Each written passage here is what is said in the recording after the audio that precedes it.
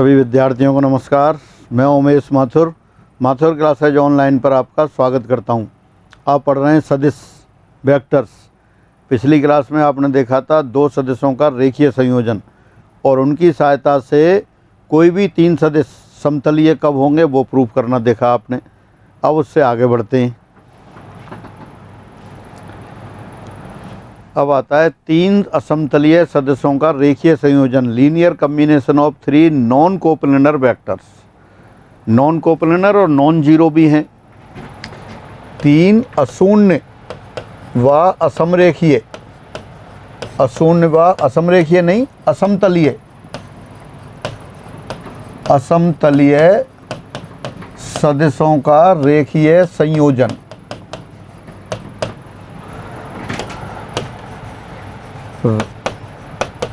Linear combination of three non zero and non coplanar vectors. पहले तो क्या थे, दो अशून्य और असमरेखीय सदिश थे, तो उनके तल में स्थित किसी भी सदिश को व्यक्त कर रहे थे। अब क्या है, अब अपन लेते हैं तीन non zero non coplanar vectors. Non coplanar एक ही प्लेन में नहीं है, तो इनकी सहायता से अपन आकाश में स्थित किसी भी सदिश को एक्सप्रेस कर सकते हैं। सपोज अपन ने एज्यूम कर लिया एक वेक्टर है ए, एक वेक्टर है आपका बी, एक वेक्टर है अपना सी और चौथा वेक्टर है अपने पास आर। वो कहीं भी हो, ए बी सी तीनों जो वेक्टर हैं वो कैसे हैं, non zero and non coplanar हैं। तो इनकी सहायता से आकाश में स्थित किसी भी सदिश को व्यक्त कर सकते हैं। सहायता से यानी इनके लीनियर कम्बिनेशन से व्यक्त कर सकते हैं। कैसे व्यक्त कर सकते हैं, जैसे अपन ने पहले किया था। पहले क्या किया था, दो जो नॉन जीरो और नॉन कोलिनियर वेक्टर थे उनको को इनिशियल वेक्टर बना लिया था। इसी तरह से अपन यहाँ बना लेते हैं। वहाँ तो क्या लिया था, समांतर चतुर्भुज को काम में लिया था। यहाँ पैरेललोपाइपेड समांतर षटफलक को काम में लेंगे। देखो कैसे, जो तीन वेक्टर दे रखे हैं उन तीनों को पहले अपन ऐसा करते हैं, एक ही पॉइंट से जाने वाले सदिशों की तरह एक्सप्रेस कर लेते हैं। चलो पहले मैं आपको फिगर बना देता हूँ, फिर आप इसको लिखेंगे, देखेंगे।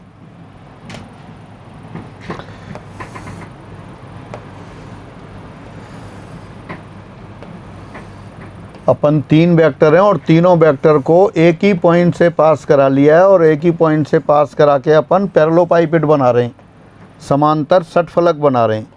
और जो समांतर षटफलक बन जाएगा फिर उसकी सहायता लेंगे अपन। देखिए ये पॉइंट ले लिया आपने ओ, और तीन वेक्टर थे आपके पास। एक वेक्टर तो ये रहा और एक वेक्टर ये रहा। ये वेक्टर तो ले लिया आपने ए और ये वेक्टर ले लिया आपने बी और ये वेक्टर ले लिया आपने सी। तीन वेक्टर जो अभी दे रखे थे आपको वही वाले वेक्टर्स हैं ये।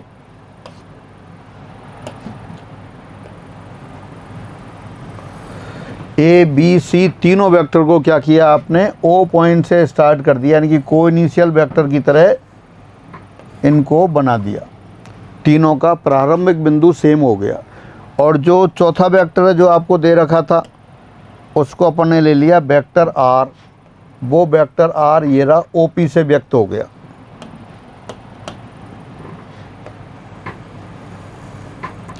ओपी, और ओपी क्या है, ये जो पैरेललोपाइपेड बन गया, समांतर षटफलक बन गया। समांतर षटफलक कैसे, एक फेस तो इसका नीचे दिखाई दे रहा है, देखो एक फेस तो इसका ये रहा नीचे,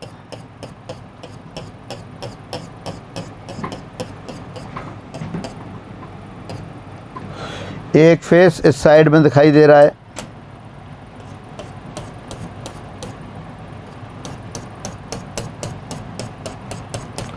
और एक फेस आपका अंदर की तरफ है।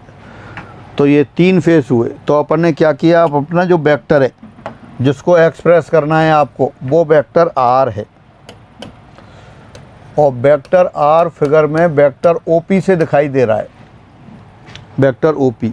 इस तरह से जैसे माचिस की डिब्बी होती है, माचिस की डिब्बी जैसे थोड़ा टिल्ट कर दिया आपने, टेढ़ी कर दी, तो इस तरह से। तो ये है। तो अपन ने क्या किया, ओ पॉइंट से जाने वाले तीनों वेक्टर ले लिए, ओ ए, ओ बी, ओ सी। ओ ए वेक्टर ये, और ओ बी वेक्टर और ओ सी वेक्टर। ओ ए वेक्टर किसको व्यक्त कर रहा है? वेक्टर स्मॉल ए को, और O B vector small B को, और ओ सी वेक्टर स्मॉल सी को। और ओ से जाने वाला वेक्टर वही ले लिया अपन ने, आर। ये जो ओ पी दिखाई दे रहा है ये वेक्टर अपना आर है। तो वेक्टर आर को ए बी सी के लीनियर कम्बिनेशन से एक्सप्रेस करना है आपको। अब देखते हैं अपन वेक्टर आर ओ पी। तो ओ पी को कैसे लिखेंगे अपन? अब ओ पी के लिए अपन यहाँ नेम लिख देते हैं। पहले तो इससे वेक्टर साइड में आए, ये तो ओ एल, और फिर इस साइड में चले आप एम, और फिर इस साइड में चले आप, या अलग नाम लिख देता हूँ इनके, ये क्यू हो गया, ये आर हो गया, और ये एस हो गया। और यहाँ से अपन ले लेंगे ये एल, ये एम, और ये एन। ये पैरेललोपाइपेड जो बनाई है आपने, उसके जो शीर्ष हैं, बर्ड्स एज हैं, उनके पॉइंट लिख लिया आपने। अब वेक्टर आर बराबर O P. O P vector को लिख सकते हैं अपन वेक्टर ओ क्यू, ओ से क्यू तक, क्यू से एन तक, और फिर एन से पी तक। दोबारा से देखें, वेक्टर आर है, आर किसको व्यक्त कर रहा है? ओ पी को। और वेक्टर ओ पी, ओ की ओ से पी पर जाना है आपको। तो पहले ओ से क्यू की ओर आए, क्यू से फिर एन की ओर गए, और एन से ऊपर पी की ओर गए। अब ये ओ क्यू तो ऐसे कैसे रहने दिया आपने? क्यू एन को अपन ओ आर के इक्वल लिख ले रहे हैं, क्योंकि ये समांतर षटफलक बनाया है। तो नीचे पैरेललोग्राम बन रहा है O N R, O Q N R. तो इसमें आमने सामने वाली भुजा क्यू एन और ओ आर बराबर और समांतर है, इसलिए क्यू एन वेक्टर को लिख लिया आपने वेक्टर ओ आर। फिर लिखा एन पी ओ एस के बराबर हो गया। एन पी किसके बराबर हो गया? एन पी और ओ एस दोनों पैरेलल हैं। ये सी वेक्टर है, सी वेक्टर के पैरेलल ही दे रखा है पी एन, तो दोनों समांतर षटफलक हैं। तो ये वाली फेस और ये सामने वाली ये साइड और ये साइड, बल्कि आप कह सकते हैं P N, N R, S O और ये एल क्यू, चारों पैरेलल हैं। चारों की लंबाई बराबर, डायरेक्शन सेम है, इसलिए लिख दिया। अब ओ क्यू और ओ ए फिगर में देख सकते हैं, ओ क्यू और ओ ए समरेखीय सदस्य हैं। समरेखीय सदस्य हैं तो कोई ना कोई एक अद्वितीय अचर x ऐसा विद्यमान होगा कि ओ क्यू बराबर x टाइम्स ओ ए आप लिख सकते हैं। इसी तरह से देखें ओ आर और ओ बी, ओ आर और ओ बी ये कोलिनियर हैं। कोलिनियर हैं तो यूनिक स्केलर बाई ऐसा ज़रूर विद्यमान होगा कि ओ आर को ओ बी के पदों में लिख सकें। फिर ये बाई टाइम्स ओ बी। फिर ओ एस और ओ सी ये कोलिनियर हैं, यानी कि ओ एस को ओ सी के पदों में लिख सकते हैं। तो यूनिक स्केलर जेड इस तरह से होगा कि ये ओ एस बराबर जेड टाइम्स ओ सी लिख दिया। ओ ए वेक्टर स्मॉल ए वेक्टर को डिनोट कर रहा है, ओ बी स्मॉल बी को, ओ सी स्मॉल सी को। तो फाइनली क्या हो गया? ये वेक्टर आर बराबर X times vector A plus Y times vector B plus Z times vector C, यानी ए बी सी तीन non zero non coplanar vectors थे। उनकी सहायता से आकाश में स्थित किसी भी सदिश आर को आपने एक्सप्रेस कर लिया। और यही आपको करना था। क्या कह रहे थे अपन? तीन वेक्टर्स हैं स्मॉल ए, स्मॉल बी, स्मॉल सी, जो कि नॉन जीरो और नॉन कोप्लेनर हैं। उनकी सहायता से आकाश में स्थित किसी भी सदिश को एक्सप्रेस कर सकते हैं। इसका स्पेशल केस, यदि ए बराबर तो क्या ले लें अपन? आई कैप, बी बराबर क्या ले लें आप? जे कैप, और सी बराबर क्या ले लें? के कैप। यानी कि ए बी सी वेक्टर की बजाय अपन यूनिट वेक्टर्स ले लें। और यूनिट वेक्टर्स भी किधर? निर्देशीय अक्षों के अनुदिश। निर्देशीय अक्षों के अनुदिश तो ये क्या है, जो पहले घटक वाली बात बता रहे थे, अभी अपन ने क्या किया, दोबारा देखें उसी को, कि वेक्टर आर को ए बी सी के रेखीय संयोजन से व्यक्त कर दिया। अब अगर रिवर्स बात करें तो अगर सदिश आर है तो सदिश आर के x A Y B Z सी घटक हैं। किस दिशा में घटक हैं? सदिश ए बी सी के अनुदिश। तो अब इनकी बजाय ए बी सी की बजाय अपन ने क्या ले लिया? आई cap J cap K cap ले लिए। ये कहाँ होंगे? निर्देशीय अक्षों के अनुदिश। निर्देशीय अक्षों के अनुदिश यानी कि X axis Y axis Z axis उनके अलोंग ये यूनिट वेक्टर से। तब भी अब इनकी सहायता से भी किसी भी सदिश आर को व्यक्त कर सकते हैं। या एक्स अपन पॉइंट ले लें पी, वहाँ तो क्या थे? स्मॉल ए small B small C vector थे। अब आई cap J cap K cap हो गए, ये निर्देशीय अक्षों के सापेक्ष है। तो अगर कोई पॉइंट ले लें पी और पी का position vector O P R हो, उसको व्यक्त करें तो उसको भी इसी तरह व्यक्त कर सकते हैं। देखते हैं अपन पहले पर क्या बना रहे थे? पैरेललोपाइपेड समांतर षटफलक। अब क्या बन जाएगा? रेक्टेंगुलर पैरेललोपाइपेड यानी कि समांतरीय षटफलक, वो समकोणिक समांतरीय षटफलक। वो देखो मैं बनाता हूँ।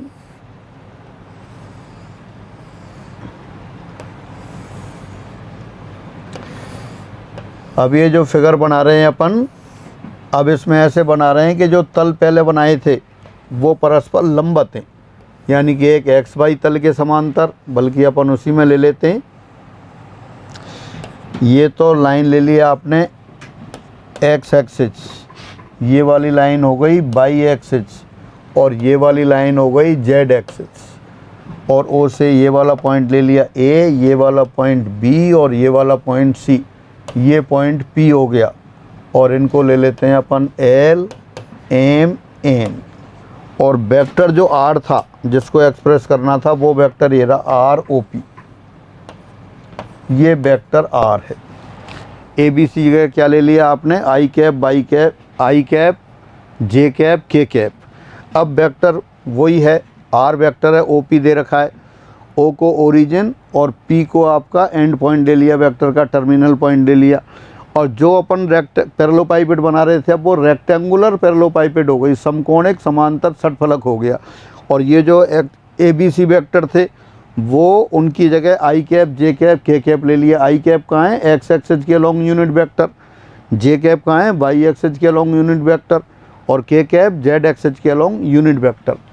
तो अब देखिए, अब वो वेक्टर आर किसके बराबर हो गया? वेक्टर ओ पी के बराबर हो गया।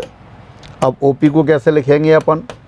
ओ पी को लिख लिया ओ से ए, पहले एक्स एक्सिस के अलोंग चले आप ए तक, फिर वाई एक्सिस के पैरेलल चले आप एन तक, ए टू एन, फिर जेड एक्सिस के पैरेलल चले आप पी तक, एन पी। क्या हुआ?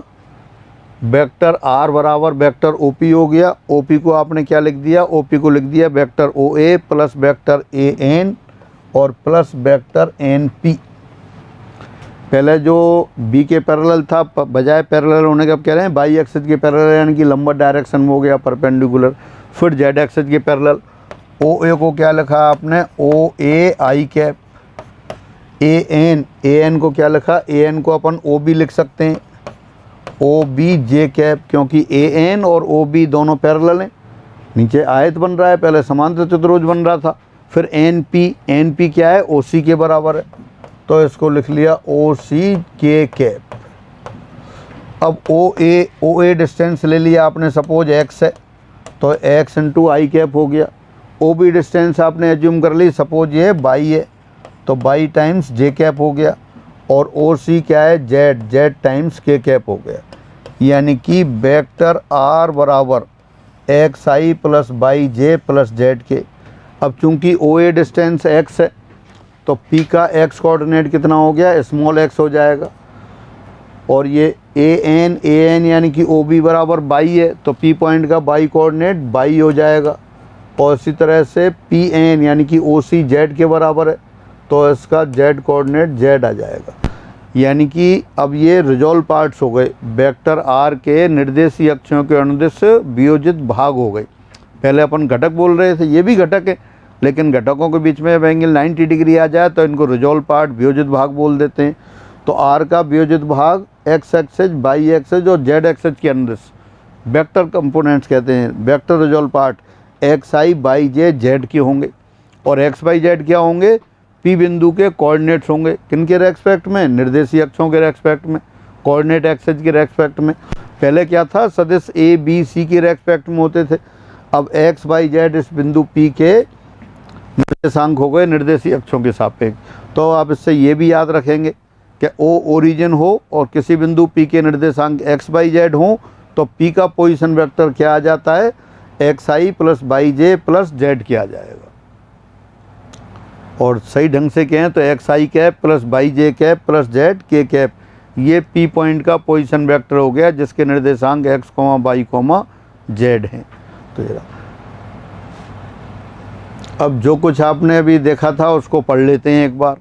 3 असमतलीय सदिशों का संयोजन, यदि ए बी सी कोई 3 अशून्य व असमतलीय सदिश हों तो समष्टि में, समष्टि यानी कि आकाश में स्थित किसी भी सदिश आर को इनके रेखीय संयोजन से अर्थात आर बराबर X A plus Y B plus Z C के रूप में अद्वितीय प्रकार से व्यक्त कर सकते हैं, मतलब यूनिकली एक्सप्रेस करेंगे आप इन्हें। दोबारा से, कोई भी A B C 3 non zero और नॉन कोप्लेनर वेक्टर्स हैं तो इनके लीनियर कम्बिनेशन से आकाश में स्थित किसी भी सदिश को यूनिकली अद्वितीय प्रकार से एक्सप्रेस कर सकते हैं। दोबारा पढ़ते हैं इसी को। If A B C are any 3 non zero and non coplanar vectors then every vector R in space can be uniquely expressed as a linear combinations of these vector, that is vector R equal to x times A plus y times B plus z times C। तो ये इनके linear combination से किसी भी vector को आप express कर सकते हैं। पहले क्या था, एक ही तल में थे, अब ये स्पेस में कोई भी वेक्टर आ गया। फिर components of a vector in space, किसी सदिश के आकाश में घटक, जैसे अपन पहले बात कर रहे थे, पहले कहाँ थे, एक समतल में घटक होते थे क्योंकि समतल में ले रहे थे। यदि आर बराबर X A plus Y B plus Z C हो तो X A plus X A comma Y B comma Z C सदिश आर के क्रमशः सदिशों ए बी सी के अनुदिश घटक कहलाते हैं और एक्स वाई जेड इन सदों के सदिशों ए बी सी के सापेक्ष इनके निर्देशांक कहलाते हैं। यही तो बात थी, पहले 2D वो 2 डायमेंशन में कर रहे थे। Again here vectors X A Y B Z C are called components of vector R along the vectors small a, small b, small c respectively, and x y z are called coordinates of vector r with respect to 3 non-coplanar vectors a b c। यानी जो scalars हैं x Y Z वो तो coordinates हो जाते हैं vector are के, और जो x A Y B Z सी हैं वो इनके कंपोनेंट्स हो जाते हैं। और अगर इनकी जगह आई cap J cap K cap ले लेते हैं तो वो रिजॉल्व पार्ट हो जाएंगे। अब दोबारा से पढ़ते हैं उसी को। किसी सदिश के आकाश में वियोजित भाग, resolution of a vector in space, और you can say resolve parts of a vector in space. Vectors X I cap plus Y J cap plus Z K cap निर्देशीय अक्षों की दिशा में सदिश R equal to X I cap plus Y J cap plus Z K cap के वियोजित भाग सदिश हैं और एक्स वाई जेड बिंदु पी के निर्देशीय अक्षों के सापेक्ष निर्देशांक होंगे। यहाँ पी सदिश आर का अंतिम बिंदु टर्मिनल पॉइंट और ओ मूल बिंदु ओ सदिश आर का प्रारंभिक बिंदु है। एक बार दोबारा पढ़ते हैं। Resolution of a vector in space, or you can say resolve parts of a vector are in space. 3 vectors x I cap, y j cap and z k cap. Vector resolve parts or projection of vector are equal to x I plus y j plus z k. And scalars x y z are called coordinates of point P about the coordinate axis, where P is the terminal point of vector R and origin O is the initial point of vector R.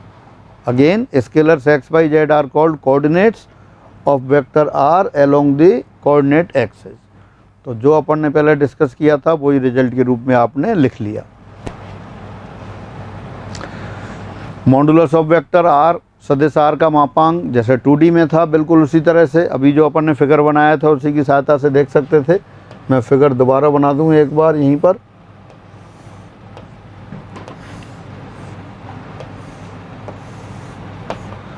ये आपने वही rectangular पैरेललोपाइपेड बना लिया। ओ इसमें अपन origin लेते हैं, ओ x ओ Y और O Z ये एक्सेज हो गई। ये पी पॉइंट हो गया, पी पॉइंट जिसके की coordinate X comma Y comma Z हैं। ये ए पॉइंट, ये बी पॉइंट, ये सी पॉइंट। पी पॉइंट के कोऑर्डिनेट्स हैं आपके पास X comma Y comma Z. अब देखते हैं आप, सिंस वेक्टर आर बराबर ओ पी, और ओ पी क्या है आपके पास x I plus Y J plus Z के, ये पहले से लिखा हुआ है आपके पास। अब अपन क्या ले रहे हैं, इसका मापांक लेना चाहते हैं। तो मापांक कितना हो गया, सिंस मॉड ऑफ आर यानी कि लेंथ ओ पी। अब ओ पी को कैसे लें आप, ये है। अब ये ओ ए बी ये तो एक्स वाई प्लेन में है। जैसे कॉर्नर अगर अब यहाँ दिखाई नहीं दे रहा है तो ओ जो है वो तो कॉर्नर ले लें, इस लाइन को एक्स एक्सेज और ये वाई एक्सेज, और जो कॉर्नर ऊपर वाला है वो जेड एक्सेज। तो पहले आपने क्या किया, पी से परपेंडिकुलर डाल दिया, पी से परपेंडिकुलर डाल दिया। ये कहाँ, एक्स वाई प्लेन में। सपोज ये एन पॉइंट आ गया, इसको मिला देते हैं। तो ओ पी बराबर क्या आ जाएगा, ओ पी बराबर आ जाएगा आपके पास अंडर रूट ये O N square plus P N square. क्या किया है, पी पॉइंट कहाँ है, पी पॉइंट ये ऊपर है एक्स वाई प्लेन के, पी से परपेंडिकुलर डाल दिया एक्स वाई प्लेन पे पी एन। तो O N square plus P N square बराबर ओ पी स्क्वायर आ गया। ये क्या हो गया, ये आपका डायगोनल हो गया ओ पी। जैसे कोई बॉक्स ले लें, पी से परपेंडिकुलर डाला है तो नीचे वाली फेस एक्स वाई प्लेन में है, तो ये पी एन स्क्वायर और ओ एन स्क्वायर। अब ओ एन क्या है, नीचे जो आयत बन रहा है, कौन सा आयत बन रहा है, देखो ऐसे है ये तो आपका ओरिजिन, ये ए और ये आपका एन और ये बी, नीचे वाला आयत ओ A N B. O N क्या है, इसका विकर्ण है। तो ये किसके बराबर हो गया, O A square plus A N square के बराबर हो गया। और ए एन किसके बराबर है, ये ए एन ओ बी के बराबर है। तो ये हो गया O A square plus O B square. यहाँ ए एन बराबर क्या है, ओ बी है, और ये पी एन और ओ सी बराबर है। देखें पी एन ये हाइट है, ऊपर वाली ये ऊपर जो दिखाई दे रहा है ये ऊपर छत है। ये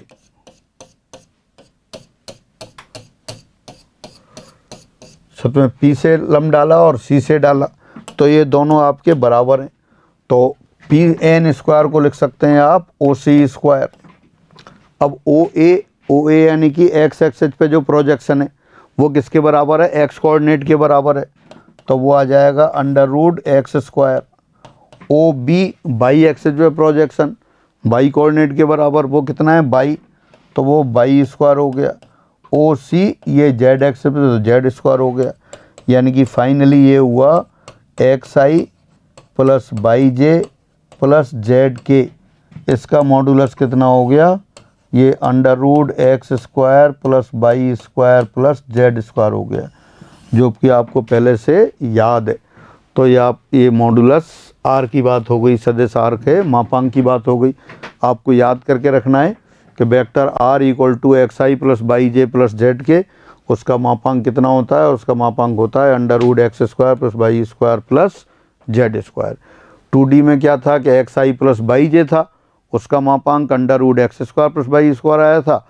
यहाँ 3 कंपोनेंट्स हो गए, तो X I plus Y J plus Z K इस वेक्टर का modulus under root X square plus Y square plus Z square हो गया। अब देखें बहुत महत्वपूर्ण रिजल्ट एक, यदि ए बी सी 3 अशून्य असमतलीय सदिश हों तथा एक्स वाई जेड ऐसी 3 अदिश राशियाँ हैं कि X A plus Y B plus Z C equal to 0, तब आवश्यक रूप से X equal to 0, Y equal to 0, Z equal to 0। ऐसा ही रिजल्ट अपन ने वहाँ किया था कोलिनियर वेक्टर के समय, 2 वेक्टर का कम्बिनेशन लिया था। अगर ए और बी 2 वेक्टर हैं जो कि पैरेलल नहीं है, और तब आपने लिखा था कि X A plus Y B बराबर 0 है। तो दो वेक्टर का सम 0 होगा तो इसका मतलब क्या है, वो बराबर और विपरीत होंगे। बराबर और विपरीत होंगे तो वो पैरेलल होंगे, डायरेक्शन अपोजिट हो सकती है। लेकिन यह साफ साफ लिखा हुआ था कि ए और बी पैरेलल नहीं है। पैरेलल नहीं है तब भी दो सदस्यों का योग 0 है, तो इसका मतलब उनके कंपोनेंट जो कोफिशिएंट्स हैं वो 0 होंगे। इसी तरह से कह रहा है कि यहाँ 3 वेक्टर हैं ए बी सी, तीनों नॉन जीरो और नॉन कोप्लेनर है। नीचे दोबारा पढ़ते हैं, if A B C are any 3 non zero and non coplanar vectors and x by z are 3 scalar such that x times vector a plus y times vector b plus z times vector c equal to 0, then definitely x equal to 0, y equal to 0, z equal to 0। यानी 3 असमतलीय हैं। असमतलीय अब जैसे अपन यहाँ पे दे रखा है आपको x a plus y b plus z c बराबर 0। अगर अपन मान लें कि x a plus y b, ये दो वेक्टर का सम कोई भी वेक्टर ले लें अपन। अब इस वेक्टर को ले लें अपन x A plus Y B, तीनों नॉन जीरो हैं, नॉन कोप्लेनर है। अगर ए और बी किसी तल में, इसका अगर अपन मान लेते, सपोज ये आ जाता आपके पास T times D plus Z times C बराबर 0। अब या तो डी और सी पैरेलल हों, डायरेक्शन अपोजिट हो जाए, पैरेलल हो तब 0 होगा। लेकिन ये दे रखा है कि ये तो नॉन कोप्लेनर है, तो ये नॉन कोप्लेनर है तो यानी कि ये एक तल, मतलब ये पैरेलल नहीं हो सकते, तो ये 0 नहीं हो सकता।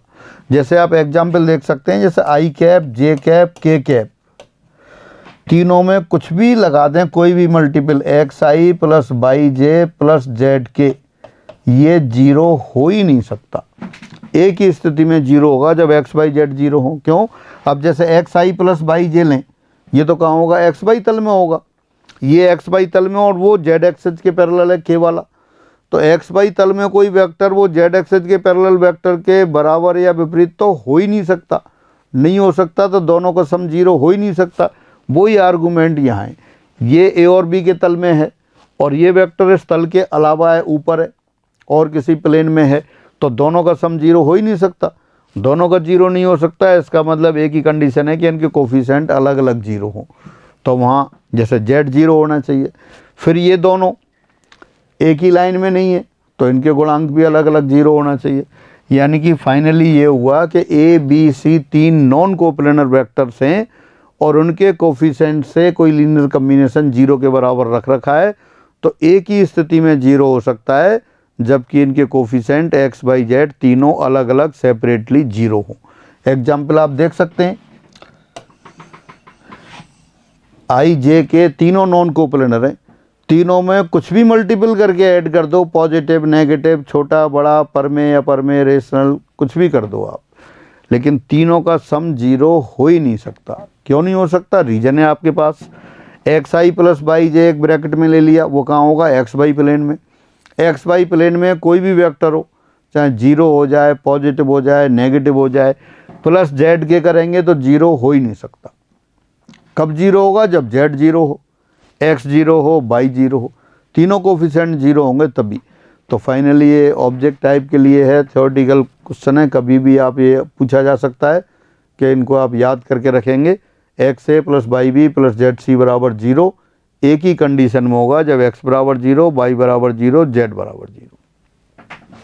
फिर आगे बढ़ते हैं। अब एक क्वेश्चन दे दिया, if O B the origin and p 2, 4, -5 be a point in space, then express vector O P in terms of vectors I cap J cap K cap, also find modulus of vector O P. तो जैसा अपन ने उसमें किया था, आई जे के पदों में किया था, वैसा ही क्वेश्चन हो गया। यदि O मूल बिंदु है और P 2, 4, -5 एक अन्य बिंदु है या एक आकाश में बिंदु है, अब आपको क्या लिखना है, तब सदिश OP को आई जे के पदों में व्यक्त करो। आई cap J cap K cap के पदों में व्यक्त करो। ये तो अभी आप करके आए हैं और फिर अपन ने याद कर रखा है।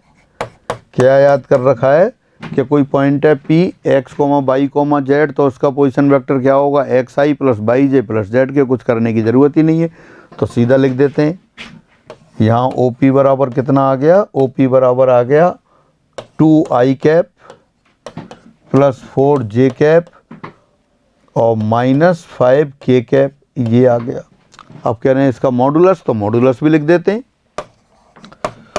और मॉडुलस ऑफ वेक्टर OP कितना आ जाएगा, √2 square plus 4 square plus 5 square. 2 square कितना हो गया, 4, 4 और 16, 20 और 20 और 25, 45, √45 हो गया। √45 को लिख सकते हैं आप 3√5।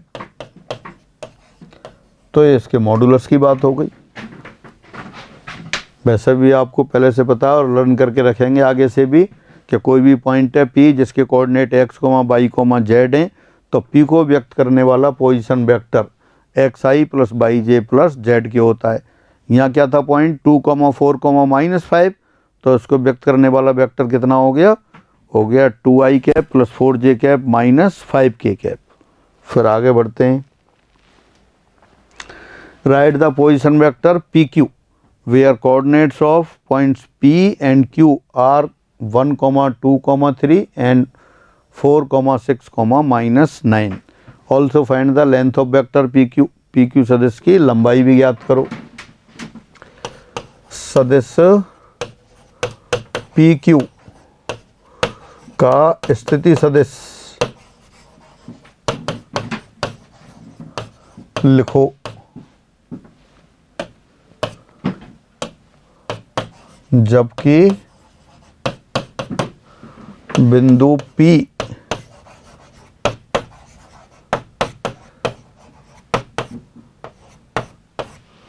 1, 2, 3 और Q 4, 6, -9 है। सदिश PQ की लंबाई भी लिखो, ज्ञात करो।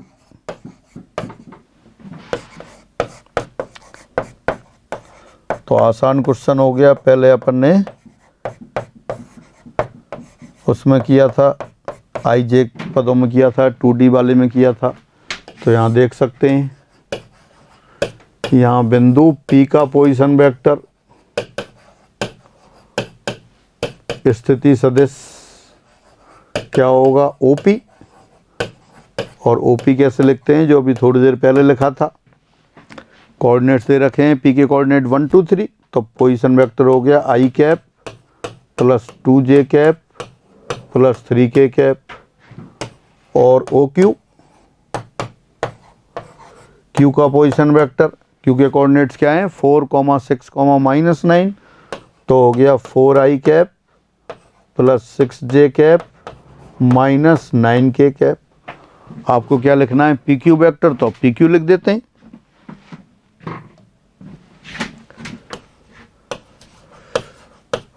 नाउ वेक्टर PQ सदिश PQ क्या आएगा, position vector of Q minus position vector of P। Q का पोजीशन वेक्टर, Q का पोजीशन वेक्टर कितना हो गया 4i plus 6j minus 9k। 4i plus 6j minus 9k। और OP, P का position vector i cap plus 2j cap plus 3k cap, ये हो गया। एक बार और चेक कर लेते हैं। P के कोऑर्डिनेट्स थे 1, 2, 3, तो पोजीशन वेक्टर आ गया आपके पास i plus 2j plus 3k। Q के कोऑर्डिनेट्स हैं 4, 6, 9, तो 4i plus 6j minus 9k। तो ये तो आपके ये आ गया। अब OQ माइनस OP सब्ट्रैक्ट कर देते हैं। 4i minus i 3i cap plus 6j minus 2j यानी कि plus 4j cap minus 9k minus 3k यानी कि माइनस 12k कैप। तो ये तो अब वेक्टर PQ हो गया, आपसे यही पूछा था। अब मॉडुलस ऑफ PQ तो मॉडुलस तो आप जानते हैं, mod of X I plus Y J plus Z K कितना होता है, under root X square plus Y square plus Z square. तो यहाँ कितना हो गया आपके पास, under root 3 square plus 4 square plus 12 square. 3 square कितना हो गया 9, 4 स्क्वायर 16 प्लस 144, 9 16 25, 25 प्लस 144 यानी कि 169। तो देयरफॉर क्या हो गया, modulus of P Q under root 169 वो 13 होता है, तो ये 13 आंसर आ गया। तो बेहद आसानी से आपने ये क्वेश्चन कर लिया। 2 पॉइंट दे रखे थे पी और क्यू, उनके पोजीशन वेक्टर लिखे, उनकी सहायता से वेक्टर पी क्यू लिखा, फिर पी क्यू की लेंथ लिख ली। अब आगे बढ़ते हैं। संगामी बलों का परिणामी रिजल्टेंट ऑफ कॉनकरेंट फोर्सेज। फोर्सेज भी क्या है, वेक्टर्स होते हैं, और वेक्टर्स जैसे एक ही पॉइंट पर अगर वेक्टर अप्लाई कर रहे हैं उनका रिजल्टेंट लेना है, तो रिजल्टेंट क्या है, बड़ा आसान है, सीधे आई कंपोनेंट ऐड कर दो, जे कंपोनेंट ऐड कर दो, के कंपोनेंट ऐड कर दो। जैसे आपको दे रखा है एक फोर्स दे रखा है F1 बराबर क्या दे रखा है, I cap plus 2j cap plus 3k cap. दूसरा वेक्टर दे रखा है F2 में क्या दे रखा है, 3i cap minus j cap plus 2k cap, ये दे रखे हैं। एक पॉइंट पर 2 फोर्स अप्लाई हो रहे हैं, एक फोर्स ये रहा F1 और दूसरा फोर्स ये रहा F2। 2 फोर्स हैं तो अपन लॉ ऑफ पैरेललोग्राम जानते हैं वैसे तो, लेकिन अब फिगर की कोई ज़रूरत नहीं है, दोनों का रिजल्टेंट पूछा है, तो रिजल्टेंट क्या करेंगे, दोनों को ऐड कर देंगे सिंपली। तो देयरफॉर रिजल्टेंट वेक्टर क्या आ जाएगा, F1 vector plus F2 vector. F1 vector अपने पास क्या है, I cap plus 2j cap plus 3k cap, और plus vector F2 force F2 क्या है अपने पास, 3i cap minus j cap plus 2k cap. I component add कर देते हैं, जे कंपोनेंट, के कंपोनेंट। तो आई कैप प्लस ये 3j नहीं, आई कैप प्लस 3i कैप, ये 4i कैप हो गया। 2j cap minus j cap, ये j कैप हो गया। 3k cap plus 2k cap, ये 5k कैप हो गया। तो ये रिजल्टेंट आ गया आपका। सपोज R से नोट कर रहे हैं तो वेक्टर R आ गया। और अगर कहता है कि इसका मैग्नीट्यूड निकालें, परिमाण निकालें, तो वो भी निकाल सकते थे आप। मॉडुलस R कितना हो जाएगा, मॉडुलस ले लेते हैं इसका। मॉडुलस कितना हो जाएगा, mod of 4i cap plus j cap plus 5k cap. Vector का मॉडुलस निकालना जानते हैं आप, तो ये कितना हो गया, अंडर रूट 4 स्क्वायर यानी कि 16, 1 स्क्वायर 1, 5 स्क्वायर 25, तो कितना हो गया 26, 6 32 अंडर रूट 42। ये मॉडुलस की बात हो गई। तो इस तरह से ये अपन ने 2 वेक्टर्स का सम किया, 2 से ज़्यादा वेक्टर हो तब भी इसी तरह सम कर लेंगे, आई cap plus J cap plus के कैप।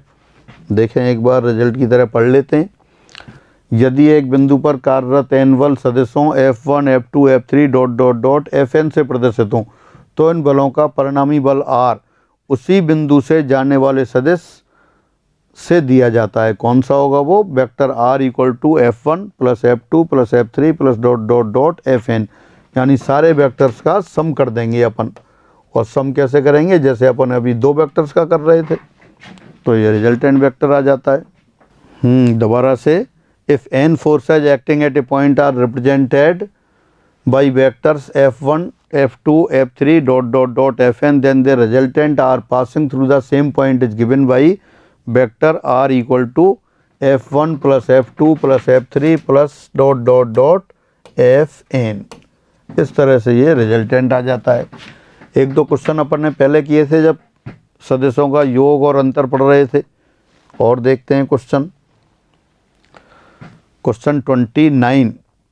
यदि कैपिटल A 1,0,3, कैपिटल V 3,1,5 और C 5,0,6 3 बिंदु हों, तब AB के अनुदिश 3 किलोग्राम भार और AC के अनुदिश 5 किलोग्राम भार को निरूपित करने वाले बलों का परिणामी बल R ज्ञात करो।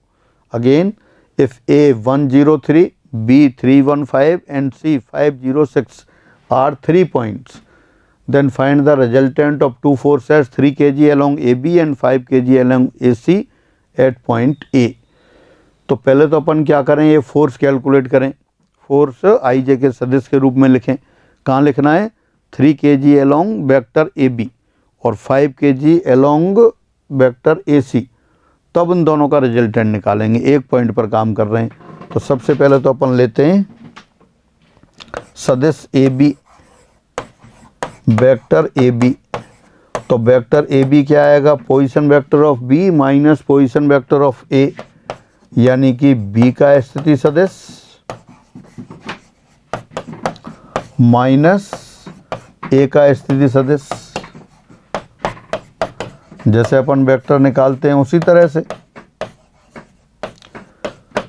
A के कोऑर्डिनेट्स क्या दे रखे हैं आपको? A के कोऑर्डिनेट्स दे रखे हैं 103, B के कोऑर्डिनेट्स क्या दे रखे हैं? 315।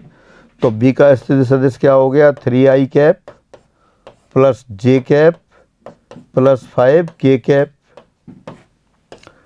Now position vector of A के कोऑर्डिनेट्स क्या दे रखे हैं आपको? 103।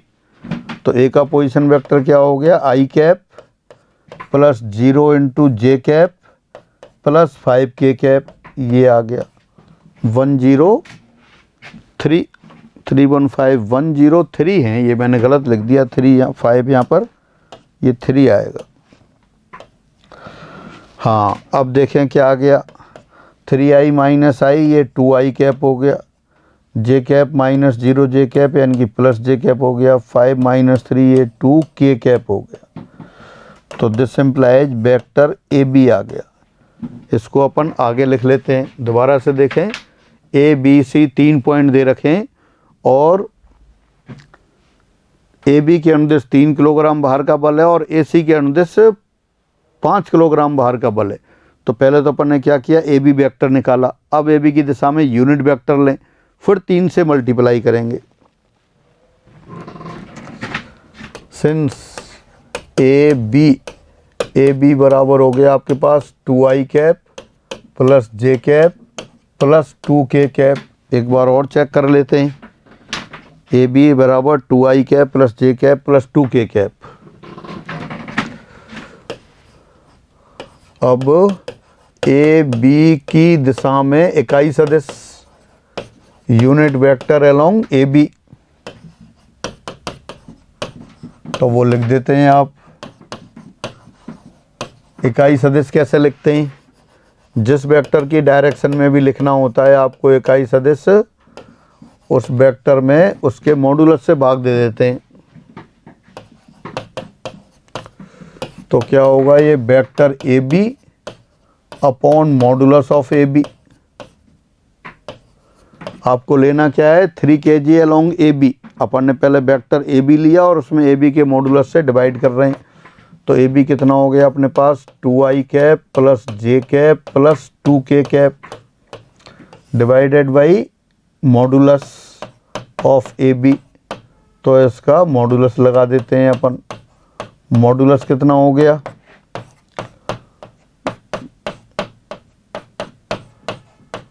मॉडुलस होगा आपका √4 प्लस 1 प्लस 4 यानी कि √9 यानी कि 3 हो गया।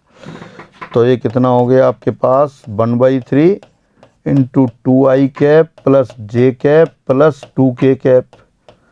लेकिन आपको तो क्या आवश्यकता थी? AB की दिशा में 3 kg का फोर्स। तो देयरफॉर AB के अनुदिश 3 किलोग्राम का बल। तो वो क्या हो जाएगा? 3 इंटू AB की दिशा में यूनिट वेक्टर। भाई यूनिट वेक्टर में 3 से मल्टीप्लाई कर देंगे तो 3 किलोग्राम का आ जाएगा। तो बस आपने क्या किया? यहाँ 3 इंटू वहाँ क्या था? 1/3। ये हो गया 2i cap plus j cap plus 2k cap. 3 और 3 कैंसिल हो गए। तो देयरफॉर 3 kg अलोंग AB। यानी force of 3 kg along A B कितना आ गया, 2i cap plus J cap plus 2k cap आ गया। एक तो ये आ गया। दो बलों का परिणामी लेना था आपको। मैं दोबारा बता देता हूँ क्वेश्चन आपको। यदि ए बी सी तीन बिंदु हों तब ए बी के अनुदिश 3 किलोग्राम भार और ए सी के अनुदिश 5 किलोग्राम भार। अब ए सी, अब वेक्टर ए सी भी निकाल लें आप यहीं पर। इसमें ए बी के अनुदिश 3 किलोग्राम भार था और ए सी के अनुदिश 5 किलोग्राम है। और ए सी देखें यहाँ पर, ए सी क्या आएगा, position vector of C minus position vector of A. C का स्थिति सदिश माइनस ए का स्थिति सदिश। सी के कोऑर्डिनेट्स क्या हैं, 5, 0, 6 है। तो सी का पोजीशन वेक्टर कितना हो गया, 5i cap plus 0j cap plus 6k cap. ये सी का पोजीशन वेक्टर। ए का पोजीशन वेक्टर कितना हो गया, i cap plus 0j cap plus 3k cap. तो फाइनली कितना हो गया, ये 4i कैप और प्लस 0j कैप और प्लस 3k कैप। ये वेक्टर AC हुआ। लेकिन AC की दिशा में 5 किलोग्राम का फोर्स लेना है, तो अब AC की दिशा में यूनिट वेक्टर लेते हैं। अब सदिश AC सदिश क्या है जो आपने निकाला है, एक बार दोबारा देख लें। वो है 4i plus 0j plus 3k। 4i cap plus 0j cap plus 3k cap की दिशा में इकाई सदिश, दिशा में इकाई सदिश। तो इकाई सदिश कैसे निकालेंगे, बिल्कुल वही पहले की तरह, unit vector along vector AC। तो vector AC upon modulus of vector AC। AC vector आपके पास कितना है, 4i cap plus 0j cap plus 3k cap और नीचे मॉडुलस ले लिया, 4 स्क्वायर 16, 0 स्क्वायर 0 और 3 स्क्वायर 9। 16 plus 0 plus 9 25। 25 का अंडर रूट 5, तो वो आ गया 1/5 into 4i cap plus 0j cap plus 3k cap.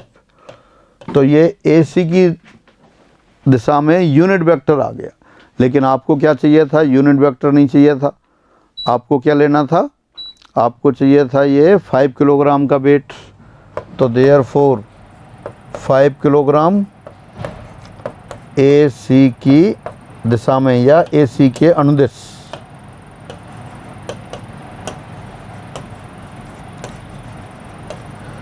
तो इसमें क्या किया आपने, 5 से मल्टीप्लाई कर दिया। 5 into 1/5 into 4i cap plus 0j cap plus 3k cap. तो यानी कि ये आ गया 4i cap plus 0j cap plus 3k cap. यानी दोनों वेक्टर आ गए आपके पास। AB की दिशा में तो कितना आ गया, 3 kg 2i plus j plus 2k। और AC की दिशा में आ गया 5 kg 4i cap plus 0j cap plus 3k cap. इनका परिणामी ले लेते हैं। अब रिजल्टेंट ऑफ दीज फोर्सेज, इन बलों का परिणामी बल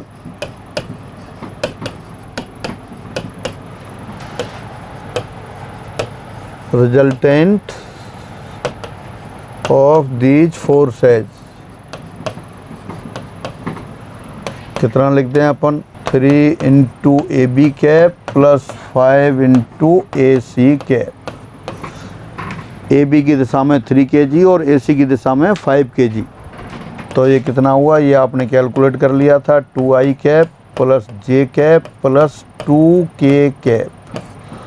और ये कितना आया था आपके पास, ये आ गया था 4i cap plus 0j cap plus 3k cap. ये आ गया। अब दोनों को जोड़ दें, आई वाली टर्म जोड़ दी, 2 और 4 ये तो हो गया 6i कैप, 1 और 0 ये 1j कैप और 2 और 3 5k कैप। ये आपका रिजल्टेंट हो गया, परिणामी हो गया।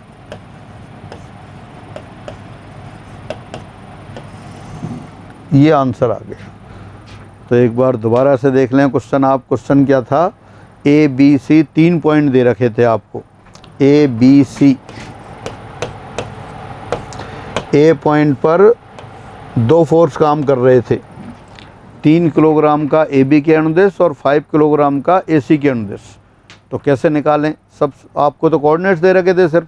तो सबसे पहले आपने वेक्टर ए बी निकाला, और वेक्टर ए बी आप जानते हैं position vector of B minus position vector of A, यानी ए बी का स्थिति सदिश कैसे आएगा, बी के स्थिति सदिश में से ए का स्थिति सदिश घटा देंगे। फिर ए सी का स्थिति सदिश सी के स्थिति सदिश में से ए का घटा देंगे। तो इस तरह से ए बी और ए सी वेक्टर आ गए। फिर आपने ए बी की दिशा में इकाई सदिश निकाला, और इसी तरह से ए सी की दिशा में इकाई सदिश निकाला। ए बी की दिशा में जो इकाई सदिश आया उसमें 3 से गुणा कर दिया, ए सी की दिशा में जो इकाई सदिश आया उसमें 5 से गुणा कर दिया। क्यों? क्योंकि ए बी की दिशा में 3 किलोग्राम का बल चाहिए था और ए सी की दिशा में 5 किलोग्राम का बल चाहिए था। तो वो आपके पास ये रही, ए बी की दिशा में 3 किलोग्राम का बल आया 2i cap plus J cap plus 2k cap, और ए सी की दिशा में 5 किलोग्राम वाला फोर्स आया 4i cap plus 0j cap plus 3k cap. अब दोनों का रिजल्टेंट के लिए दोनों को ऐड कर दिया, आई वाले पद जोड़ दिए आपने, जे वाले जोड़ दिए, के वाले जोड़ दिए। तो क्या आ गया 6i cap plus J cap plus 5k cap. और अगर इसका मापांक निकालना होता तब इस परिणामी का मापांक पूछा नहीं है आपसे, लेकिन मैं निकाले दे रहा हूँ। मापांक क्या कहते हैं? परिमाण। तो परिमाण कितना हो जाएगा? इसका मॉडुलस ले लेंगे आप, 6i प्लस जे प्लस 5k। तो वो हो गया under root 6 square plus 1 square plus 5 square. तो 6 स्क्वायर 36, 36 1 37, 37 और 25, 37 25 यानी कि ये हो गया 62, यानी कि अंडर रूट 62 इकाई। जो भी यूनिट होगी वही लगा देंगे आप। ये बल का परिमाण आ गया। तो इस तरह से ये आपका क्या हुआ, सदिशों की अभी तक अपन ने क्या किया है, सदिशों की परिभाषा, मतलब सदिश की परिभाषा, सदिशों के प्रकार, फिर उनके योग, अंतर और अदिश द्वारा गुणा। और उसके साथ साथ अपन ने किया कोई भी 2 सदिश दे रखे हों तो उनके पदों में उनको मिलाने वाली रेखा का पोजीशन वेक्टर स्थिति सदिश। फिर अपन ने साथ साथ बलों का परिणामी कर लिया। एक तल में स्थित सदिशों को मतलब रेखीय संयोजन देखा, और आकाश में स्थित सदिशों का भी रेखीय संयोजन देखा। अगर एक तल में कोई 2 सदिश दे रखे हों जो नॉन जीरो और नॉन कोलिनियर हो, तो उनकी सहायता से उस तल में स्थित किसी भी सदिश को व्यक्त कर सकते हैं, ये देखा। आकाश में कोई भी 3 सदिश दे रखे हैं ए बी सी, तीनों नॉन जीरो और नॉन कोप्लेनर है, तो उनकी सहायता से आकाश में स्थित किसी भी सदिश को व्यक्त कर सकते हैं। अब जहाँ तक एग्जाम की बात है, इस प्लस माइनस में से बहुत कम क्वेश्चन बनते हैं, लेकिन फिर भी ये क्यों पढ़ाया गया है, ये रेखीय संयोजन और लीनियर कम्बिनेशन और ये आकाश में स्थित सदिश को व्यक्त करना और तल में स्थित किसी सदिश को व्यक्त करना इसलिए बताए गए हैं क्योंकि आगे जो कुछ पढ़ेंगे उसमें काम आता है।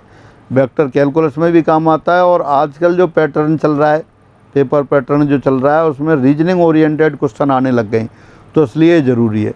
तो कई बार लोगों को बोरियत हो सकती है कि पता नहीं क्या क्या बता दिया है, लेकिन सब जब एग्ज़ाम वाले क्वेश्चंस देखेंगे और जो नए पैटर्न के क्वेश्चन आने लग गए उनमें देखेंगे तो ये बहुत हेल्पफुल है।